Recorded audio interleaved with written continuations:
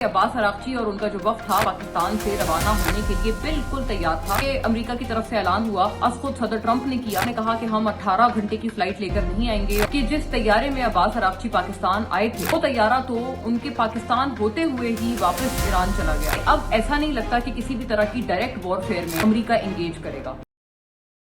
इस्लामाबाद में जो अमन मुज़ाकरात का राउंड 2 होना था वो नहीं हुआ और बड़ा 11th आवर ये जो चीज है ये सामने आई। और लेकिन आई थिंक इसमें कुछ बड़े पॉजिटिव गिव अवेज भी हैं जिसके बारे में मैं बात करना चाहूंगी और जिसके बारे में काफी कम बात हो रही है। जाहिर है इसके कुछ मंफी पहलू भी हैं, उन पे भी रोशनी डालना उतना ही जरूरी होगा, उनके क्रिटिकल एंगल्स पे भी बात करना उतना ही लाजिम है। नंबर 1 तो ये कि आपको पता है कि जैरेड कुशनर और स्टीव विटकॉफ का जो ऐलान था वो जब पिछले व्लॉग में मैंने इस पे तफसीली एक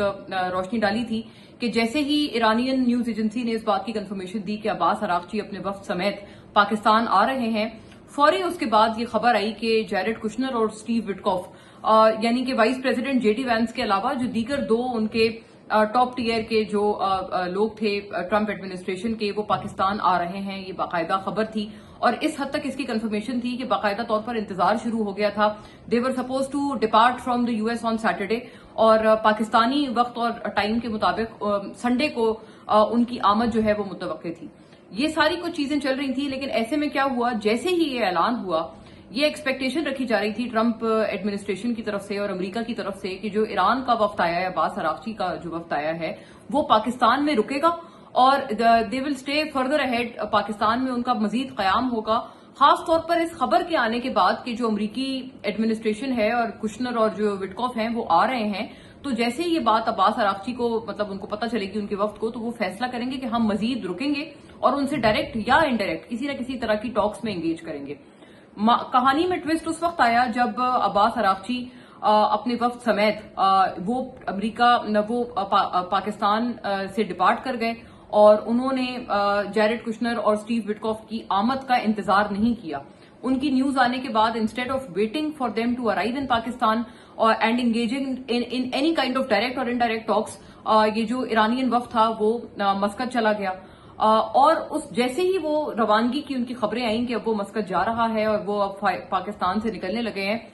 एन उसी वक्त सदर ट्रंप ने बाकायदा तौर पर ये बयान दिया कि अब हम पाकिस्तान नहीं जा रहे हैं। तो यानी कि आप इसको बड़ा सेफली ये बात कह सकते हैं कि ये एक चेंज ऑफ हार्ट था जो कि ट्रंप एडमिनिस्ट्रेशन की तरफ से हुआ, लेकिन ये अस खुद नहीं था। It was driven by the fact कि अब्बास अरागची और उनका जो वफ्द था वो पाकिस्तान से रवाना होने के लिए बिल्कुल तैयार था और पाकिस्तान से रवानगी के लिए अपनी पूरी मुकम्मल तैयारी कर चुका था। उस वक्त फिर ये अमेरिका की तरफ से ऐलान हुआ, खुद सदर ट्रंप ने किया और उन्होंने कहा कि हम 18 घंटे की फ्लाइट लेकर नहीं आएंगे और मैं बड़ा मैं मतलब पैसों के मामले में मैं बड़ा वो हूं, कीन हूं कि मैं किसी तरह की कोई फजूल खर्चियां ना करूं। 18 घंटे की जो फ्लाइट है वो हमें बहुत ज्यादा कॉस्ट करती है। मैं उम्मीद करती हूं कि सदर ट्रंप जब ये बात कर रहे हैं तो उनके जहन में ही सही कम से कम इतना सोच उनकी जरूर होनी चाहिए कि जो वॉर है या जंग है उसकी कॉस्ट इससे शायद करोड़ गुना ज्यादा है as compare to taking an 18 hour flight. Anyway, I am sure, मैं उम्मीद करती हूँ इस बारे में कि उनकी एटलीस्ट, उन्होंने ये कहा नहीं लेकिन उनकी सोच या उनके जहन में ये जरूर ये वाली बात चल रही होगी। नॉनदलेस द पॉइंट इज कि उन्होंने ऐलान किया कि वो नहीं आ रहे हैं पाकिस्तान और जो इरादा था उनका कि यहाँ पर फ्लाई करेंगे ये दोनों हजरात, वो उन्होंने अपना इरादा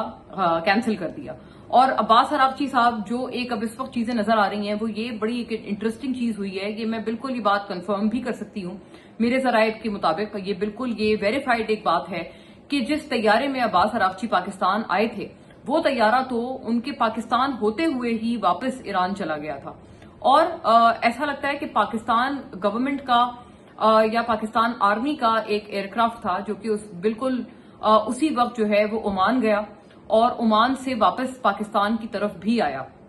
ऐसा लगता है अब्बास अरागची साहब जो हैं उनकी अराइवल पाकिस्तान में दोबारा एक्सपेक्टेड है कि वो पाकिस्तान दोबारा आएंगे after having a sitting with मस्कत, और उनकी लीडरशिप, ओमान की लीडरशिप से बातचीत करने के बाद इसकी इंपॉर्टेंस इस वजह से भी ज्यादा है क्योंकि आपको पता है कि जो हुर्मुज है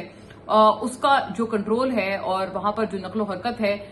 उसको ओमान और ईरान दोनों मिलकर कलेक्टिवली देखते हैं। और इनफैक्ट गल्फ ममालिक में ओमान वो वाहिद मुल्क है जिसका ईरान से एक अच्छा दोस्ती का ताल्लुक है और फ्रेंडली ताल्लुक है।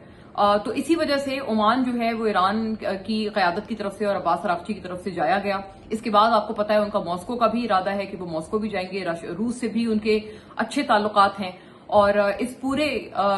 اس کانفلکٹ میں اس میں کوئی شک نہیں کہ روس نے بھی ایک اچھا کردار اور سینٹی کا کردار ادا کیا ہے. انہوں نے بھی تمام فریقین کو دوبارہ راضی کرنے کی کوشش کی ہے کہ جنگ کسی مسئلے کا حل نہیں ہے. اب مجھے جو لگ رہا ہے اس کا جو سب سے پازیٹو گیو اوے ہے، ظاہر ہے ایک کرٹیکل اینگل یہ ضرور ہے کہ اسلام آباد امن مذاکرات ہوئے نہیں، اور جو ایک فارملی ہم ایکسپیکٹ کر رہے تھے کہ دونوں ممالک کے وفود آئیں گے، باقاعدہ اعلان بھی ہو گیا تھا امریکہ سے، اس کو بالکل 11th آور اس بیان کو واپس لیا گیا اور اس اعلان کو واپس لیا گیا، اور باقاعدہ صدر ٹرمپ نے کہا کہ ہم وہاں پر کچھ بھی نہ ڈسکس کرنے کے لیے نہیں آئیں گے، مطلب فار ڈسکسنگ نتھنگ ہم وہاں نہیں آئیں گے 18 گھنٹے کی فلائٹ لے کر. اس سے یہ بھی ایک چیز کی عکاسی ہوتی ہے کہ جو راؤنڈ 1 ہوا تھا اس میں ان کو یہ بات ضرور لگی تھی کہ کوئی شاید کھل کے گفتگو نہیں ہوئی یا گفت و شنید نہیں ہوئی. اور آپ کو پتا ہے ایک اور بات صدر ٹرمپ نے کہی کہ ان کو ایران نے ایک پیپر بھجوایا کہ اس میں جو ان کی شرائط وغیرہ درج تھیں، انہوں نے کہا وہ اتنا اچھا نہیں تھا، لیکن اس کے بعد ایک اور پیپر آیا ایران کی طرف سے، وہ بھی انہوں نے کہا پہلے والے پیپر سے یا ڈرافٹ سے بہتر تھا، لیکن it was not good enough according to President Trump. President Trump ظاہر ہے اس بات کی ہیٹ اپنے ملک میں بھی، میں کئی مرتبہ اس کا ذکر کر چکی ہوں، وہ فیل کر رہے ہیں. ابھی آپ کو پتا ہے ایک بڑا بدقسمت طرح کا ایسا لگتا ہے کہ ایک پریزیڈنٹ ٹرمپ پہ غالباً وہ اٹیک ہی تھا جس سلسلے میں واشنگٹن میں باقاعدہ ایک اٹیکر بھی گرفتار ہوا ہے، اس کو بھی انٹرسیپٹ کیا گیا ہے. اور یہ ساری چیزیں بھی ظاہر ہے ان کے اپنے پولیٹیکل بھی اپنے کانسٹیٹیوئنسی کے لیے کوئی اچھی نہیں ہے. اس بات کا ادراک بہرحال پوری ریپبلکن پارٹی کو ہے اور اس حد تک ہے کہ وائس پریزیڈنٹ